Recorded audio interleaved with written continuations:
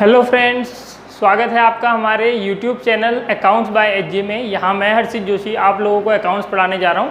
आज हमारा दूसरा वीडियो है बेसिक अकाउंटिंग टर्म्स के ऊपर। तो चलिए इसको शुरू करते हैं। आज हमने टॉपिक लिया है कैपिटल। तो कैपिटल की डेफिनेशन जो है उसको मैंने 3 भागों में बांटा है। तो चलिए शुरू करते हैं। पहली डेफिनेशन क्या कह रही है? Amount invested by the proprietor. Proprietor मतलब होता है owner in a business enterprise. अपने बिजनेस में एक ओनर ने बिना प्रॉफिट कमाए, जब वो बिजनेस को स्टार्ट कर रहा होगा उस समय उसने जितना भी पैसा डाला है, भले वो कैश की फॉर्म में हो या उसने कुछ परचेज किया है गुड्स की फॉर्म में, फर्नीचर डाला है, जो भी चीज़ वो डालेगा वो चीज़ें होंगी हमारी कैपिटल। दूसरी वाली डेफिनेशन कह रही है कि अमाउंट जो है वो किस फॉर्म में होगी, या तो कैश की फॉर्म में हो सकती है या गुड्स की फॉर्म में, या कोई भी एसेट जैसे फर्नीचर उसने अपना डाला और भी चीज़ें वो लाके आएगा जिसमें वो बिज़नेस स्टार्ट करेगा। लेकिन ज़रूरी नहीं है कि वो कैपिटल सिर्फ बिज़नेस के स्टार्टिंग ही में इन्वेस्ट करे। वो बिज़नेस के बीच में भी कोई चीज़ अपने उससे डालना चाह सकता है तो उसको हम एडिशनल कैपिटल कहेंगे, और जो बिज़नेस की स्टार्टिंग में वो डालेगा उसको हम कैपिटल कहेंगे। ठीक है। तीसरा फार्मूला देखिए, इसका फार्मूला क्या है? Capital equals to assets minus liabilities. इसको समझने के लिए हम पहले बैलेंस शीट बना लेते हैं। देखिए बैलेंस शीट में 2 साइड्स होती हैं, एक होती है लायबिलिटीज़, एक होती है एसेट्स। और जो इनका टोटल आता है वो हमेशा सेम रहता है, तभी बैलेंस शीट हमारी मैच करेगी। ठीक है। तो यहाँ पे एक तो कैपिटल आएगी, बाकी सारी लायबिलिटीज़ आएंगी, और यहाँ पे सारी एसेट्स आएंगी। फिर इसका टोटल जो होगा वो मैच करेगा। तो इसी से ये फॉर्मूला बना है। अब वो एसिड यहाँ पे अगर एसिड अकेला आ रही है तो एसिड यहाँ पे ज़्यादा होगी, और लायबिलिटीज़ प्लस कैपिटल को मिला के यहाँ पे जो सम आ रहा है वो है। तो उसने फॉर्मूला क्या बनाया कैपिटल को कैलकुलेट करने का?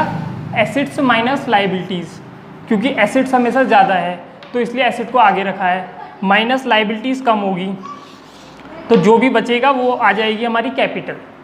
तो इसका फॉर्मूला बन गया assets capital equals to assets minus liabilities. ठीक है।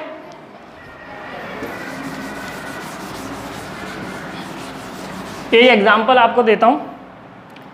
मान लीजिए हमारे पास कैश जो है वो है 10,000 का, फर्नीचर है हमारे पास 20,000 का,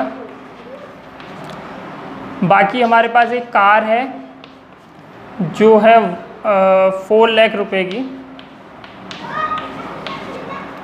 ठीक है। और हमारे क्रेडिटर्स है 1,20,000 रुपए के। तो हमको इसमें पता लगाना है कि कैपिटल हमारी कितनी होगी। तो यहाँ पे हमें क्रेडिटर जो होती है वो हमारी लायबिलिटी होती है, और ये हमारा एसेट एसेट एसेट। तो इन तीनों को हम ऐड करेंगे। फॉर्मूला क्या था? Capital equals to assets minus liabilities. ठीक है। तो कैपिटल तो अभी हमको पता नहीं है, हमने सारी एसेट अपनी जोड़ी 10, 20 और 4 लाख। तो ये हो गया 4,30,000 की हमारी एसेट हो गई, और इसमें से हम अपनी लायबिलिटीज़ को माइनस करेंगे जो कि है 1,20,000। तो 4 में से 1 गया, 3 लाख ये हो गया, 20 ये, मतलब 3,10,000 ये बच गया। ठीक है। तो ये हमारी कैपिटल हो गई। ऐसे हम कैपिटल को कैलकुलेट कर सकते हैं। अभी तक हमने वीडियो में समझा कि एसेट और लायबिलिटी अगर हमारे पास हो तो कैपिटल को कैसे हम कैलकुलेट कर सकते हैं। अब हम समझेंगे कि क्लोजिंग कैपिटल को कैसे कैलकुलेट कर सकते हैं। उसका फॉर्मूला समझने के लिए हम बैलेंस शीट से समझते हैं। सबसे पहले आती है हमारी कैपिटल, उसमें ऐड होते हैं अगर हमने बिजनेस के बीच में कोई कैपिटल डाली है जैसे एडिशनल कैपिटल, उसमें हम ऐड करेंगे अपने नेट प्रॉफिट्स जो कि P&L अकाउंट में से आएंगे, और उसमें से हम लेस करेंगे ड्राइंग्स।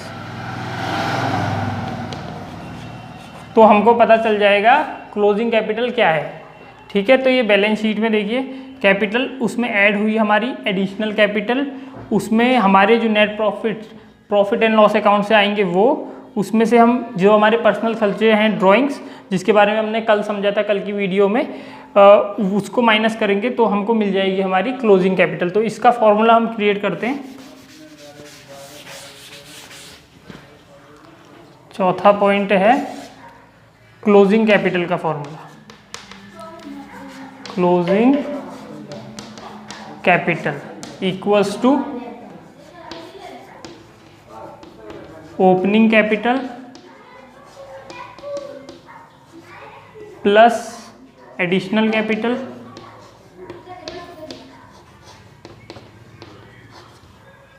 प्लस नेट प्रॉफिट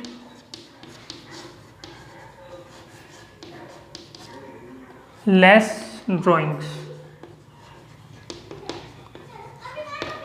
तो इससे हमारा क्लोजिंग कैपिटल पता चलती है। तो दोस्तों कैपिटल के बारे में बेसिक अकाउंटिंग टर्म्स में इतना ही।